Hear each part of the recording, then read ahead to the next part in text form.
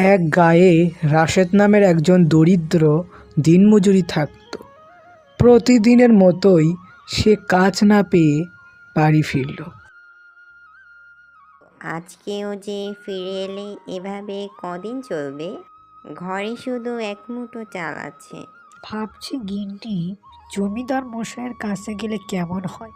তিনি যদি কিছু একটা করেন। শোনো শোনো গ্রামবাসী সকলে শোনো, আজ বিকেলবেলায় বকুলতলায় জমিদার মশাই সভার আয়োজন করেছে, সবাইকে নিমন্ত্রণ জানানো হইল। শোনো শোনো গ্রামবাসী সকলে শোনো। কেলে নাকি জমিদার মশাই সভা? যাও সবাই। তুমি যখন এত করে বলছো তাহলে যাই, দেখি কি হয়।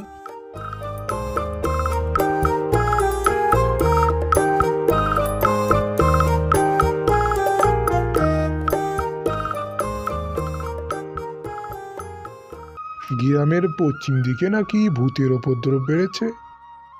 আগে হ্যাঁ হুজুর, এজন্যই সন্ধ্যার পর ওদিকে কেউ যেতে চায় না। একবার এক রাখাল ওইদিকে তার হারানো গরু খুঁজতে গিয়েছিল, সে আর জ্যান্ত ফিরেনি। তাহলে তো ভয়ঙ্কর ব্যাপার। সবাই মনোযোগ দিয়ে শোনো, যে ব্যক্তি ওই পশ্চিম দিকের শেওড়া গাছের একটা ডাল ভেঙে এনে আমাকে দেখাতে পারবে, তাকে আমি 100 বিঘা জমি বিনা খাজনায় পুরস্কৃত করব। হুজুর, নিজে বাঁচলে তবে তো না জমি ভোগ করব।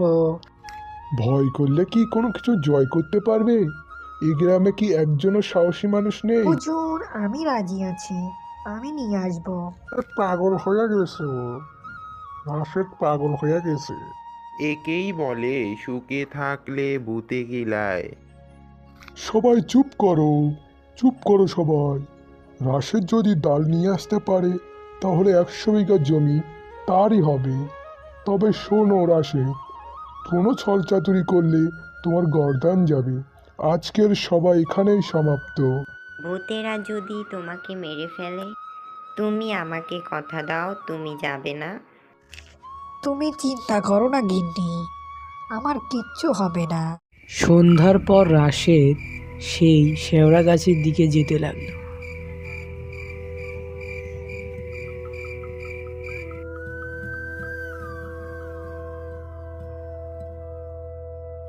কি হলো, ভয় পেলে নাকি? ভয় পেও না, আমি তোমার কোনো ক্ষতি করব না। তুমি কেন এখানে এসেছ? মাফ করবেন হুজুর, আমি একজন গরিব দিনমজুর। আমি যদি ওই শেওড়া গাছের একটা ডাল নিয়ে জমিদারকে দেখাতে পারি তবে 100 বিঘা জমি পাবো। আপনি যদি আমাকে সাহায্য করেন তাহলে অনেক উপকার হয়। নির্ভয়ে তুমি যাও গাছের দিকে, আমি তোমার সাথে আছি।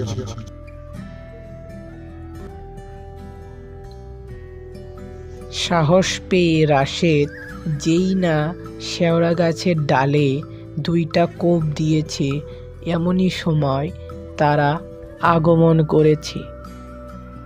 ওহে ভূতেরা, তোমরা রাশেদকে একটা ডাল কেটে দাও, এতে ওর দুঃখ ঘুচবে।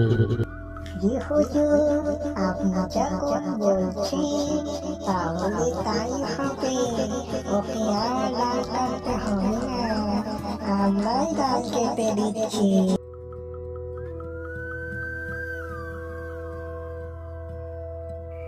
রাশেদ তাদেরকে ধন্যবাদ দিয়ে বাড়ি ফিরল। এটা যে শেওড়া গাছেরই ডাল, তার প্রমাণ কি? ঠিক কথা, প্রমাণ কি? চলো সবাই দিনের বেলা গিয়ে দেখে আসি আসলেই এই ডাল ওই শেওড়া গাছের কিনা। চলো সবাই।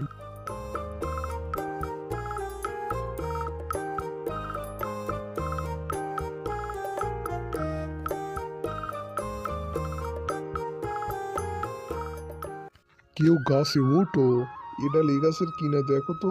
কেউ ওঠো, গাছে ওঠো। এ- এ- এ- এই এই তো, এই ডাল তো এই গাছেরই। আর একবার দেখি, ও হ্যাঁ, এই ডাল এই গাছেরই। হুজুর, এ ডাল এ গাছেরই, এ গাছেরই এ ডাল হুজুর। রাশেদের সাহস আছে বটে। শোনো নাইম, এক্ষুনি রাশেদকে 100 বিঘা জমি দেওয়ার ব্যবস্থা করো।